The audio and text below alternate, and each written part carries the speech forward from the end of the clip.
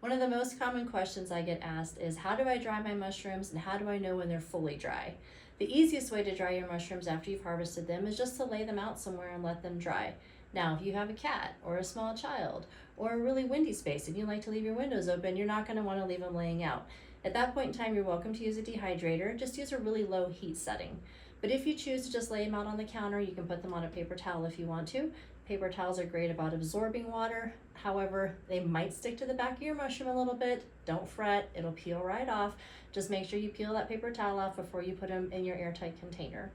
So however you choose to dry them, whether it's on a paper towel, on a cookie cooling rack, in a dehydrator, or just laid out on a counter, then once they're dry, you will know because they will snap like a cracker. Okay, there's a lot of different kinds of crackers. How are we going to define that? I have two mushrooms here that both look very dry. Relatively speaking, they're going to look pretty close to the same. One of them, when I bend, is going to actually bend a little bit, and the other is going to snap like a cracker. Which one is it going to be? I'll show you. This one right here bends. It looks like it should be fully dry, but when I do this, it just goes up and down. This is not ready to go into an airtight container yet. This one, beautiful as it is, snaps like a cracker. That's how you know it's fully dry. Once your beautiful mushrooms, or even your not so pretty ones because you let them go a little bit longer, doesn't matter. They all have psilocybin, they're all potent. Use them all. Use the cap and the stem. Please do not throw away the stems. Use the entire mushroom.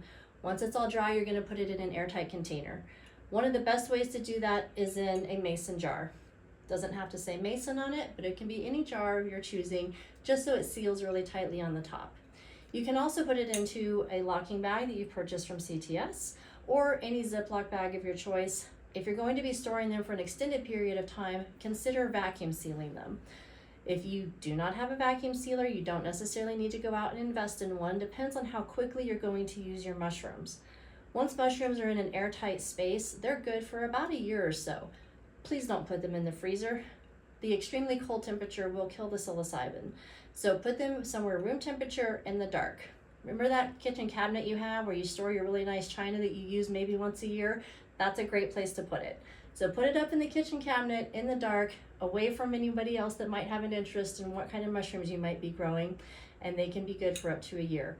Once you start grinding them or breaking them down to use them and they're more exposed to air, you want to use them in about 6 to 9 months. So if you grind them into a powder, or once they're broken up like this, then use them in that 6 to 9 month time period. Again, oxygen starts to make the psilocybin deteriorate a little bit. When in doubt, try a little, see if they're still potent. If you have any more questions, check out our website or feel free to contact us at growyourownthoughts.org.